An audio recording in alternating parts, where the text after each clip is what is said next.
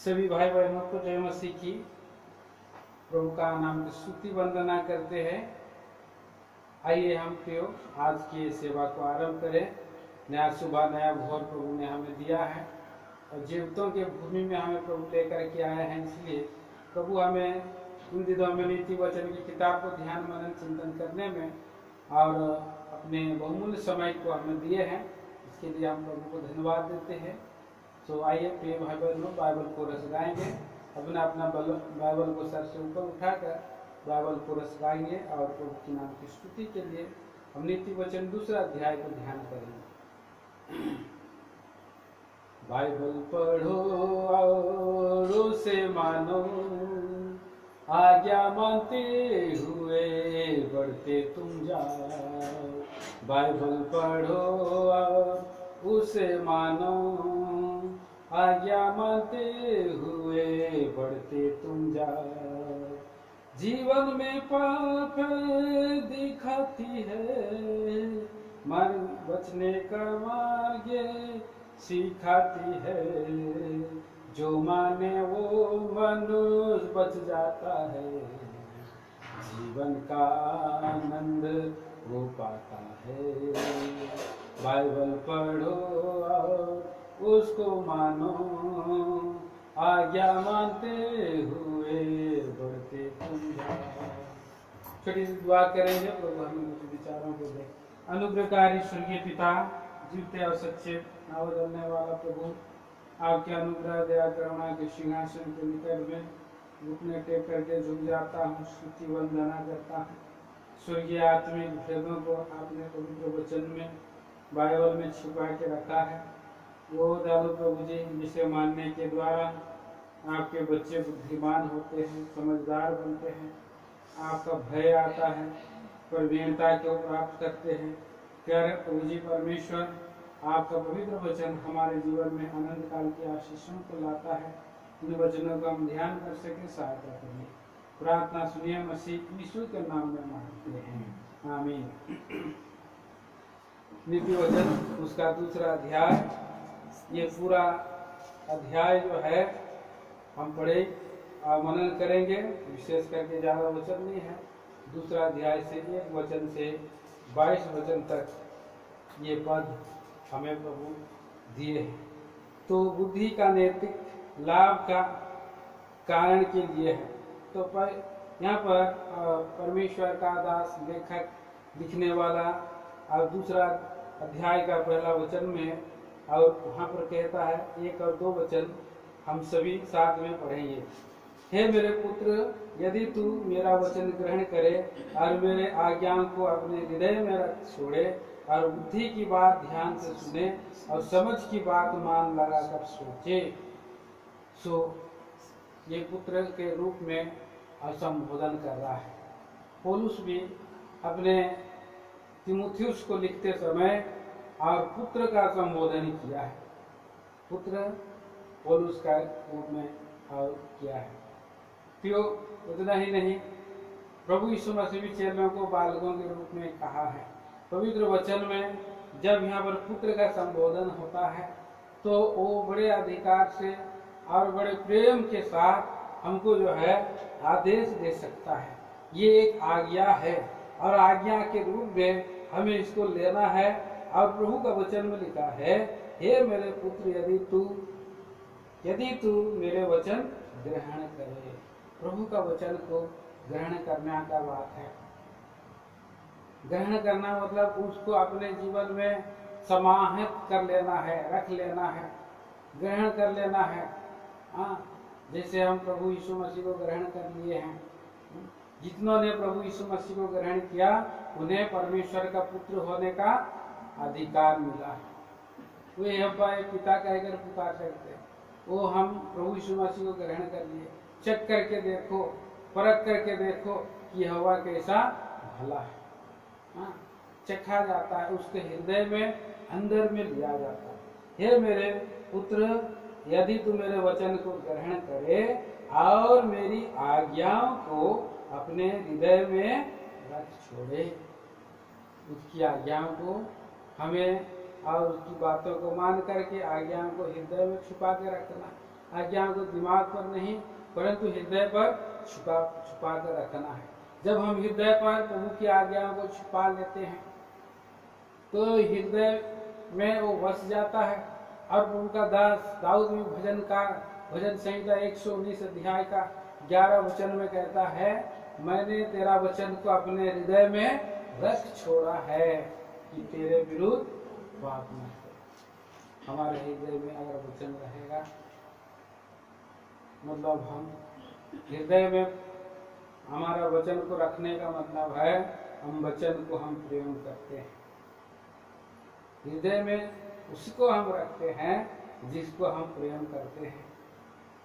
हृदय की गहराई से हम उसको प्रेम करें परमेश्वर का वचन को। और प्रभु का वचन आगे भी इसलिए कहता है 3 और 4 वचन में, और प्रवीणता और समझ के लिए अति यत्न से पुकारे और उसको चांदी के समान ढूंढे और गुप्त धन के समान उसकी खोज में लगा रहे।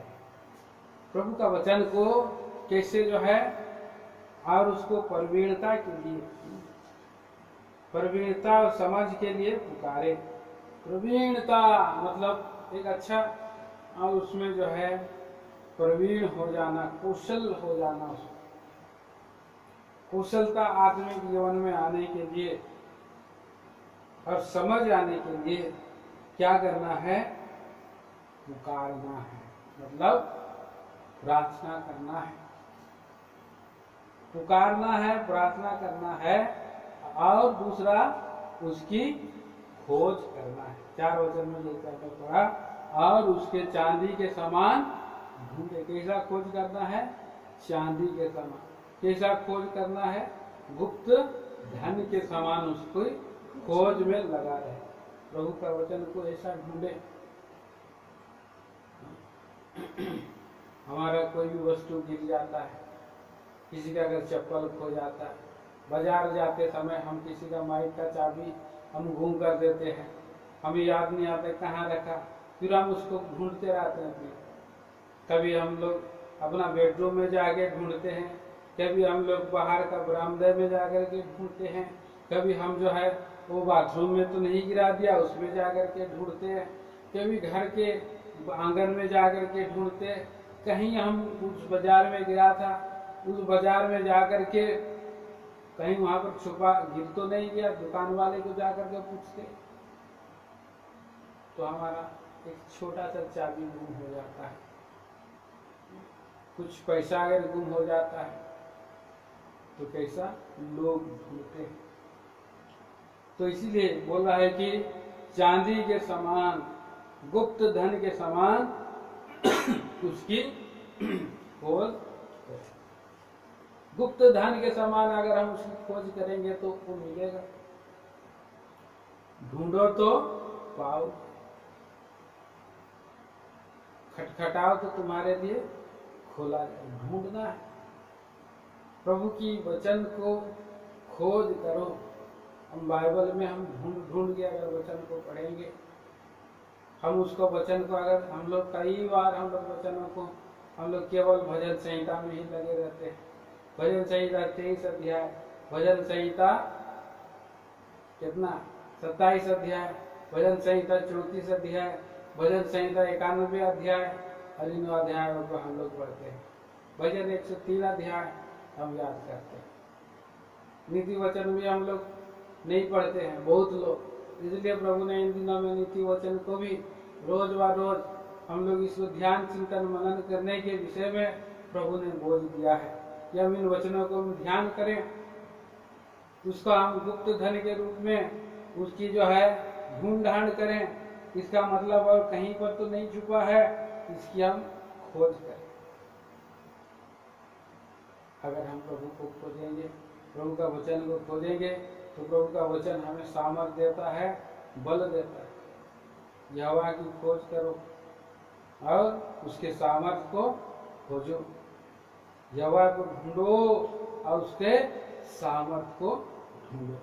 बाइबल में हम पढ़ते हैं, भजन संहिता की किताब 109 अध्याय में हम पढ़ते हैं, उसकी खोज में लगा रहते हैं। 104 में भजन संहिता 104 में उसको खोजना में, हमें ढूंढने में लगे रहना है।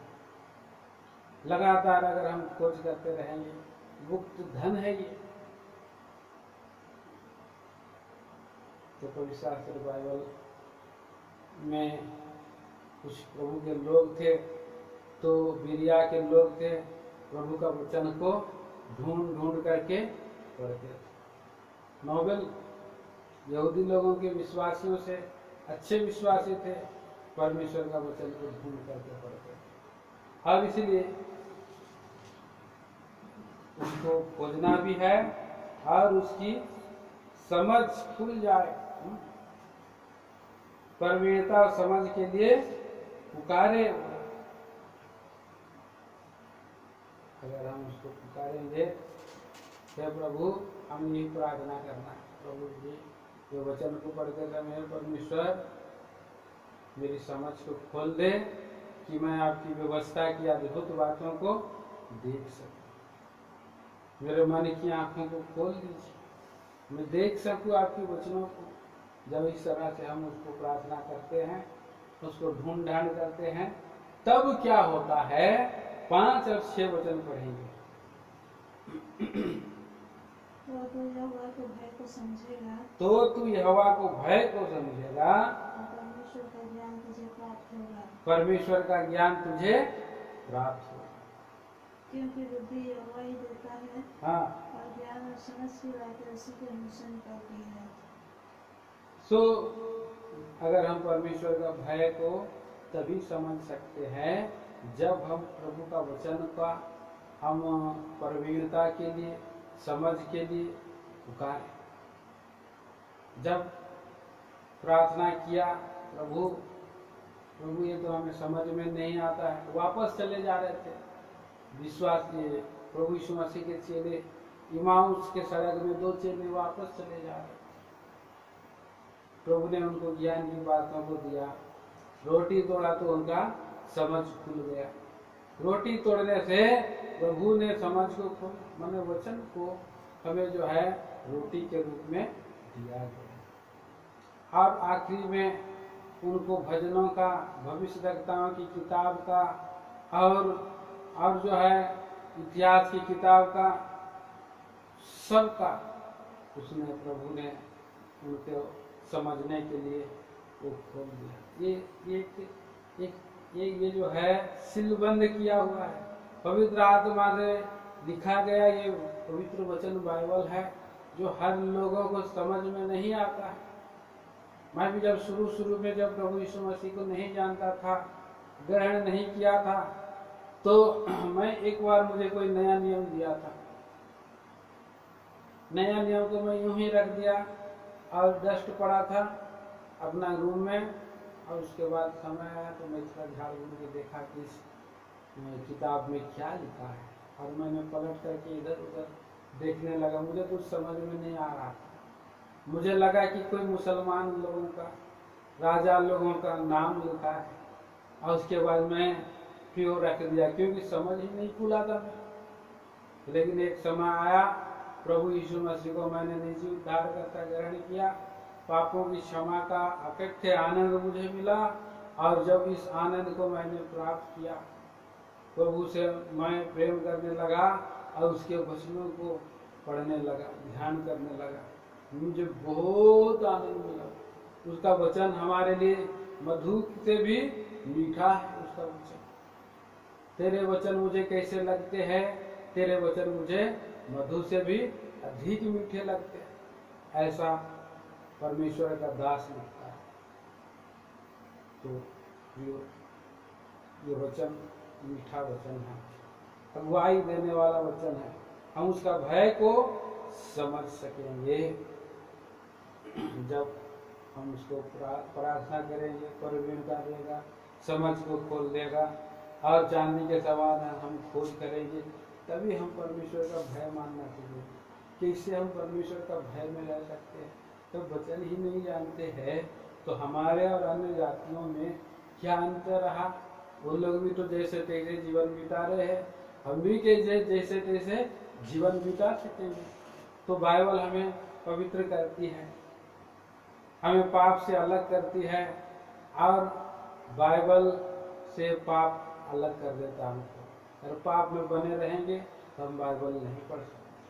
इसलिए यहोवा का भय आएगा, प्रभु का वचनों को हम समझ सकेंगे। इस तरह से हमारे जीवन में होगा।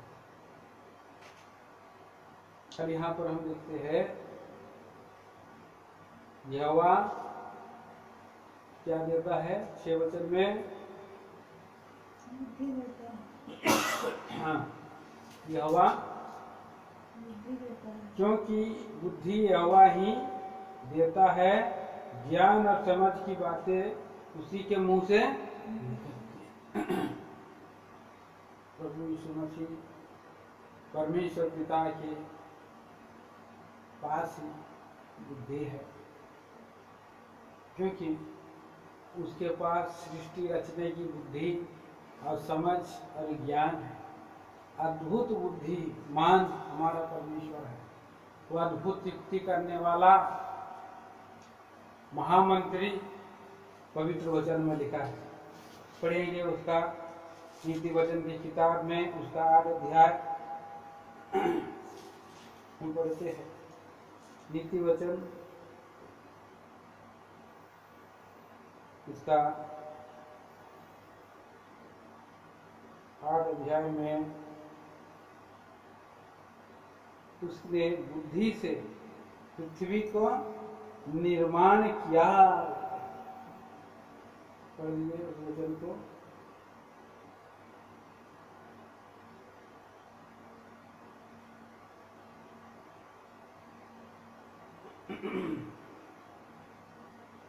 हाँ, पढ़ दीजिए उसके।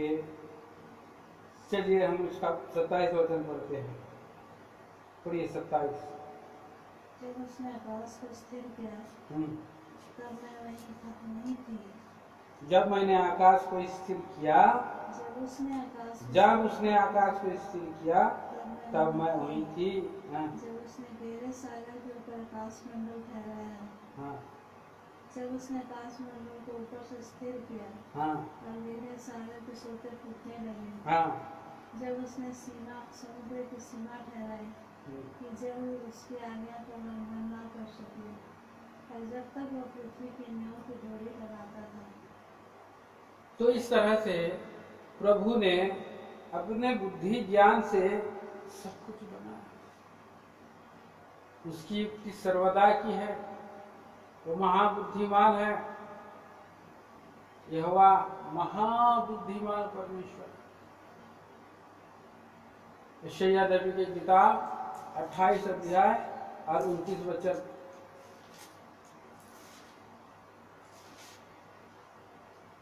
पढ़िए। यह भी सेनाओं के यहोवा की ओर से नियुक्त हुआ है अद्भुत युक्ति वाला और महाबुद्धिमान है। परमेश्वर महाबुद्धिमान है, अद्भुत युक्ति वाला और महाबुद्धिमान है। इसीलिए कि जवानों, हमारा प्रेमी सृष्टिकर्ता को हम पुकारते हैं, तो हमको प्रभु बुद्धि के लिए हम प्रार्थना करते हैं। याकूब की पत्री 1 अध्याय उसके 5 वचन के अनुसार बिना उल्हाना के हमें बुद्धि देता है। याकूब 1:5 पढ़िएगा। यदि तुम में से किसी को बुद्धि की घटी हो परमेश्वर से मांगे, तो बिना उलाना सबको उदारता से देता और उसको दी जाएगी। आपको दी जाएगी बुद्धि, और आप परमेश्वर का भय को समझेंगे। और वो बुद्धि किसका पास छुपा हुआ है? कुलुस्सियों के पत्री 2 अध्याय और 3 वचन 4 वचन में लिखा है। कुलुस्सियों की पत्री 2 अध्याय 2 और 3। और वे प्रेम से आपस में बटे रहें और पूरी समझ का सारा धन प्राप्त करें। और पूरी समझ का सारा धन प्राप्त करे और परमेश्वर पिता के भेद को अर्थात मसीह को पहचान लिया, हाँ जिसमें बुद्धि और ज्ञान के सारे भंडार छिपे हुए हैं। हाँ, बुद्धि और ज्ञान के सारे भंडार प्रभु यीशु मसीह हैं। अब प्रभु यीशु मसीह ने बुद्धि से उद्धार का मार्ग निकाला। सो ये भाई बहन, हम बुद्धिमान परमेश्वर के पास आएंगे, बुद्धिमान मुक्तिदाता के पास आएंगे, जो हमें बुद्धि और समझ देता है और यहोवा के भय को हम समझ सकेंगे। और पढ़ेंगे 7 और 8 वचन, नीति वचन 2 अध्याय 7 और 8।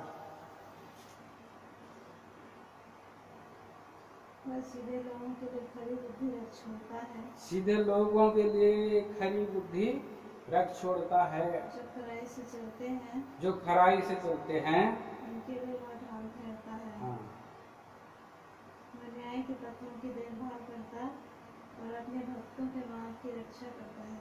तो इसी रीति से हम देखते हैं कि प्रभु हमारे जीवन में बुद्धि देता है, और वो बुद्धि कैसे है?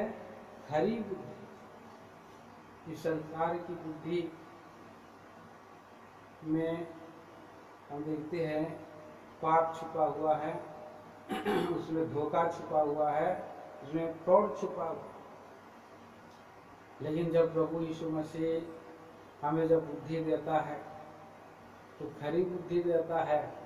इस संसार में खरी बुद्धि से जब हम चलते हैं प्रभु का वचन के अनुसार, तो कोई अनपढ़ होगा भी तो भी उसको प्रभु बुद्धि देता है, समझ देता है, और उसका बुद्धि और समझ से वो चलता है और पवित्र मार्ग में वो चलता है, प्रभु मसीह के मार्ग में चलता है और उस महामार्ग में चलता है और वो भटकता नहीं है। तो एक खरी बुद्धि सबों के पास होनी चाहिए, संसारिक बुद्धि नहीं। संसारिक बुद्धि घमंड को उत्पन्न करता है, लेकिन जब खरी बुद्धि आता है वो बहुत सुंदर बातों को लेकर के आता है। खरी बुद्धि से जो चलता है, दाऊद से चला, खरी बुद्धि से चला, खरापन में वो बना रहता था। पढ़िए भजन संहिता 7 अध्याय और 12 वचन। भजन संहिता की किताब 7 अध्याय 12 वचन।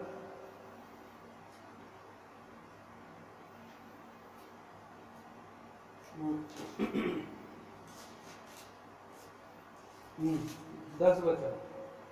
मेरी ढाल, पढ़िए, मेरी ढाल परमेश्वर के हाथ में है, मेरी ढाल परमेश्वर के हाथ में है, सीधे लोगों को बचाता है। सीधे खरे लोगों को परमेश्वर बचाता। परमेश्वर के मेरा ढाल लेकर के वो खड़ा है, इसलिए मैं सच्चे मार्ग में चलूंगा, सीधे मार्ग में चलूंगा। क्यों मैं लोगों से डरूंगा?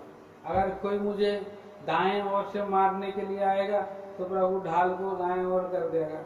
हाँ? अगर कोई बाएं ओर से अगर मारेगा तो बाएं ओर भी होगी, परमेश्वर ने ढाल कर दिया। कोई ऊपर से तीर अगर छोड़ रहा है, शैतान जलता हुआ तीर, तो ढाल को ऊपर कर देगा। कोई पीछे की ओर अगर मार रहा है तीर, तो पीछे की ओर ढाल ठहर देगा। तो हमारा प्रभु जो खरा मार्ग से चलता है उसको हानि होने नहीं देता है।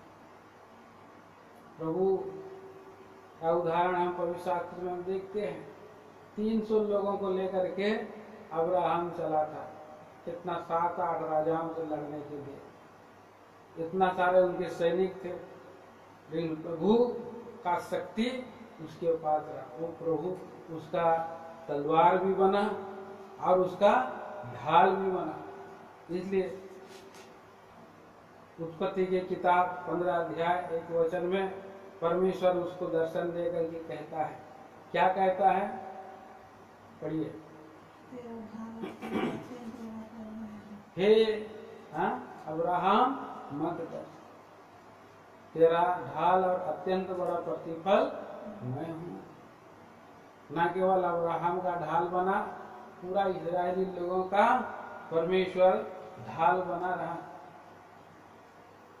व्यवस्था विवरण 33 व्यवस्था विवरण की किताब 33 अध्याय।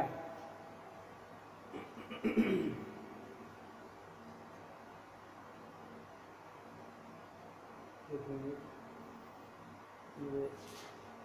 33 अध्याय का 29 पद पढ़ दीजिएगा। इसराइल तू क्या ही धन्य है, हे यहोवा से उद्धार पाई हुई प्रजा, तेरे तुल्य कौन है? हाँ, वह तेरी सहायता के लिए ढाल वह तेरी सहायता के लिए ढाल और तेरे प्रताप के लिए तलवार है। तेरे प्रताप के लिए तलवार है।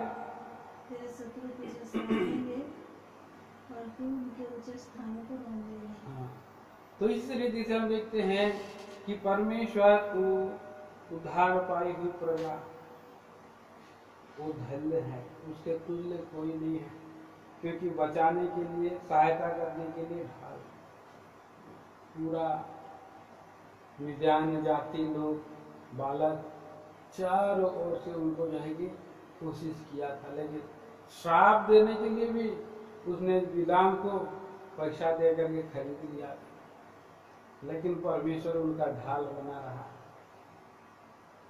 पूरा यात्रा में दिन में बादल का खंभा और रात में अग्नि का ज्वाला बन करके उनके संग संग चला। ढाल खरे लोगों के लिए, सच्चे लोगों के लिए हमारा प्रेमी प्रभु ढाल बन करके हमारी अगुवाई रक्षा रखवाली करते करते करते जाते।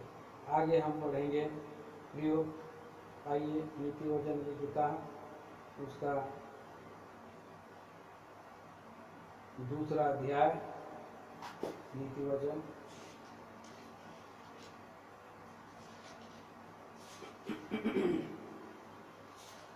दूसरा अध्याय का उसका 8 वचन में कहता है, वह न्याय के पथों की देखभाल करता, वह अपने भक्तों के मार्ग की रक्षा करता है।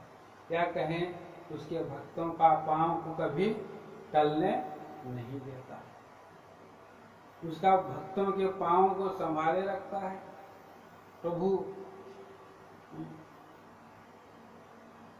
का वचन जब से मैंने पाया, जब से मैंने प्रभु यीशु मसीह को के नाम में अपना पांव को हमारे घर के देवड़ी से बाहर निकाला, प्रभु ने मेरा पांव को बलवंत किया है, मजबूत किया है। गिरने से नहीं, गिरने नहीं दिया, पड़ने नहीं दिया, ठोकर नहीं खाया, कहीं लज्जित नहीं हुआ। क्यों ऐसा मेरे जीवन की गवाही मैं क्या बताऊं आपके बारे में, आप लोग कई बार सुने हैं। मैं इसी रीति से संभाला गया हूँ। उसने मेरा प्रभु ने मेरे पांव को, मेरा मार्ग की वो रक्षा किया है, देखभाल किया, उसने हानि जोखिम होने नहीं दिया। कई एक परिस्थिति आए, मुझे गिराने का, पतन करने का शैतान ने कई एक युक्ति लगाई, लेकिन देखभाल करता है, भक्तों की रक्षा करता है, अपने भक्तों का परमेश्वर है। नबूकदनेस्सर के राज्य में परमेश्वर के जो भक्त थे, दानियल, शद्रक और मेशक, अबेदनगो, उनकी रक्षा किया कि नहीं किया? किया कि नहीं किया? किया। हमारी भी रक्षा करेगा वही। जिंदा प्रभु है, अपने भक्तों को भक्ति, निर्मल भक्ति करना है। आगे हम 9 और 10 वचन पढ़ते हैं। जब तू धर्म और न्याय और निष्पक्षता और सब भली चाल समझ सकेगा, जब तू जानेगा कि प्रभु कैसा संभालता है, परमेश्वर धार्मिकता को, न्याय को, उसके निष्पक्षता को, सब भली भांति को समझ सके। ये सब प्रभु धर्मी है और न्याय, बुराई नहीं करता। जब आप बाइबल का वचन को पढ़ेंगे, उस पर आप भरोसा रखेंगे, उसका से ज्ञान पाएंगे, खरे मार्ग पर चलेंगे, प्रभु के पद चिन्हों पर चलेंगे, तो उसका धर्म को आप समझ सकते हैं, उसकी निष्पक्षता को समझ सकते हैं, भली भांति और चाल को भी आप समझ सकते हैं। भली भली चाल को समझ सकते हैं। प्रभु का चाल पवित्र चाल। उसने पुकारा मूसा ने, हे प्रभु मुझे आपकी गति समझा दे। तो कई बार मनुष्य का विचार और परमेश्वर का विचार में जमीन आसमान का अंतर होता है। कई बार परमेश्वर का चाल और मनुष्य के चाल में जमीन आसमान का अंतर होता है। इस बात को समझने में टाइम लगता है। प्रभु का दास दाऊद ने प्रार्थना किया, हे प्रभु मुझ में अगर कोई बुरी चाल है तो उसको निकाल दे, मैं तो नहीं जान पा रहा, मैं अपनी दृष्टि में अच्छा चाल चल रहा हूँ मुझे लगता है, लेकिन प्रभु मेरी चाल आपकी चाल के साथ चल रहा है। अगर मैं गलत चाल चल रहा हूँ मुझे परख और जांच और अनंत के मार्ग में मेरी अगुवाई। ऐसा दाऊद ने प्रार्थना की। निष्पक्षता का उसका चाल है, न्याय का चाल है, उससे वो प्रसन्न होता है। और जब उसके चाल को जब चलते हैं तो लोग जो है प्रभु में आगे और भी बलवान होते जाते हैं। समझ सकते 10 वचन में लिखा है, क्योंकि बुद्धि तो तेरे हृदय में प्रवेश करेगी, ज्ञान तुझे सुख देने वाला है। प्रभु की बुद्धि और ज्ञान हमें सुख देता है। प्रभु की बुद्धि में कितना आनंद छुपा हुआ है, प्रभु का ज्ञान हमें कितना सुख देने वाला है। हृदय में जब बुद्धि घुस जाती है तो उसका ज्ञान से हम सुखी हो जाते हैं। स्वर्गीय बुद्धि, स्वर्गीय ज्ञान उसने भी पाया, यीशु ने भी। आज स्वर्गीय बुद्धि और ज्ञान को पा करके उसने अपना विवेक को सुरक्षित रखा था। 11 वचन में पढ़ते हैं, विवेक तुझे सुरक्षित रखेगा और समझ तेरी रक्षा। उसने अपना विवेक को दोषी नहीं हुआ। अगर पोती पर की पत्नी के साथ वो अगर सो जाता तो कुछ अशुद्ध हो जाता, विवेक उसका दोषी ठहराता, बार बार बोलता कि नहीं तूने पाप किया। उसने दुख भी उठाया, जेल भी जाना उसके लिए अच्छा लगा, क्योंकि उसका विवेक निर्मल था, शुद्ध था। इसीलिए शुद्ध विवेक से और सच्चे विश्वास के साथ हम पाए जाएं।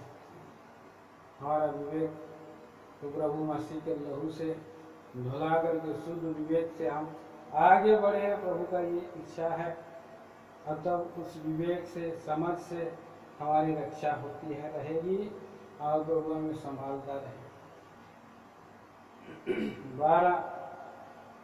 12 वचन में लिखा है, ताकि तू बुराई के मार्ग से और उलट फेर की बातों के कहने वालों से बचाए। अगर आपका विवेक सही रहेगा, शुद्ध रहेगा,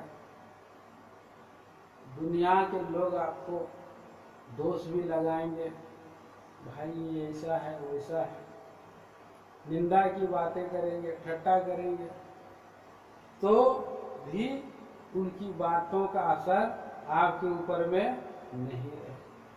क्यों? कि आपका विवेक सही है, जो आप किया परमेश्वर की दृष्टि में ठीक है, सही है। तो लोग कितना भी निंदा करें, चुगली करे, गाली गलौज करे, तो भी आपका विवेक जो है उसको रक्षा करेगी, समझ रक्षा करता है। ऐसा ही हुआ यीशु के जीवन में भी, ऐसा ही हुआ दाऊद के जीवन में भी, ऐसा ही हुआ। उसको कितना दोष लगाते रहे, लेकिन उसका जो विवेक शुद्ध था। जो मारने वाला आया था लेकिन उसने मारने वाला का साउल का घुसना जो कि वस्त्र तो काट लिया, बाद में उसका विवेक उसको मारा, दोषी ठहरा। उसने बोला मैंने ये क्या किया, मैं अभिषिक्त राजा का विरोध नहीं करता, क्योंकि उसी ने निंदा की है, मुझे में मारने के पीछे लगा था। तो इस तरह से प्रियो विवेक उलट फेर बुराई के मार्ग से हमें बचा करके रखता है, और जो खराई के मार्ग को छोड़ देते ताकि अंधेरे मार्ग में चले, जो बुराई करने से आनंदित होते हैं और दुष्ट जन की छल उलट फेर की बातों से में मगन रहते हैं। तो टेढ़ी चाल चलने वाले लोग जिस मार्ग में बिगड़े हुए हैं उसमें वो चले जाते हैं, वो क्या हो जाते हैं कि उनका जीवन में नीचे की ओर चले जाते हैं। उनका घर कहाँ पर है? मृत्यु की ढलान पर, उसकी डगरें मरे हुओं के बीच पहुंचाती है। जो उसके पास जाते हैं उसमें कोई लौट कर नहीं आता और ना जीवन का मार्ग में वो जाते। खरे मार्ग में बने रहना है मेरे बेटे। दाऊद भी बोल रहा है, प्रार्थना कर रहा है सुलेमान के लिए, मेरा बेटा सुलेमान का मन को ऐसा खरा कर दे, शुद्ध सोना कर दे, पवित्र कर दे कि आपका पद मार्ग पर खराई से चलता हुआ चला जाए। ऐसा प्रार्थना, अगर ऐसा प्रार्थना अगर नहीं करा, खरे मार्ग को छोड़ दिया, तो मृत्यु के ढलान पर हम उदाहरण देखते हैं। हम उदाहरण देखते हैं सैमसन ने क्या किया, पराई स्त्री अब चिकनी चुपड़ी बातें जो बोलती है उसके पीछे में पड़ा था।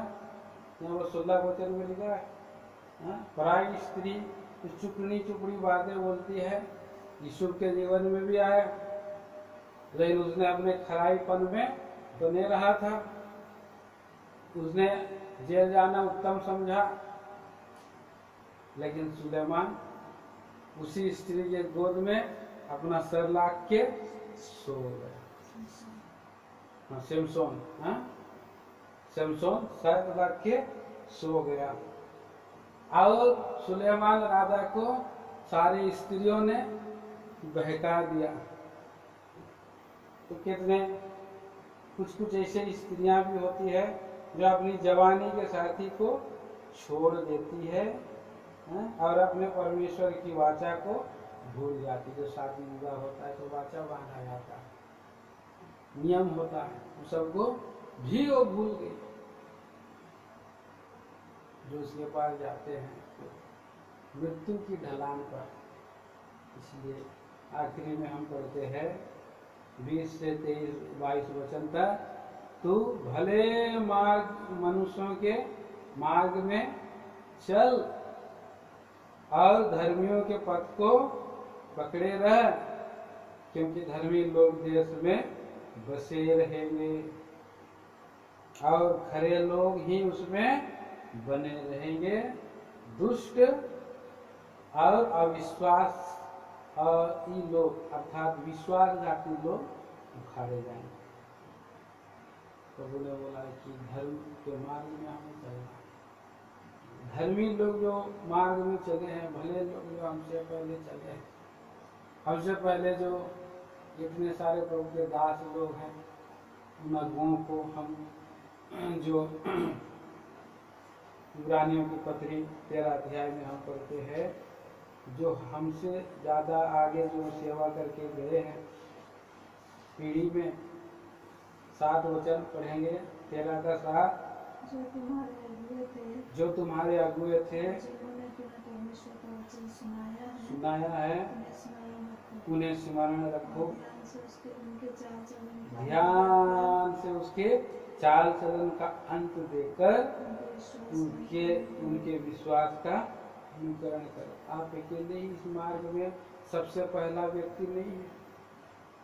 अब से पहले के इतने सारे अगुए हैं, और वो जो आपके निकट ऊपर में अगुए हैं उन अगुओं के बातों को मानो। 17 वचन में अपने अगुओं की आज्ञा मानो और उनके अधीन रहो, क्योंकि उनके समान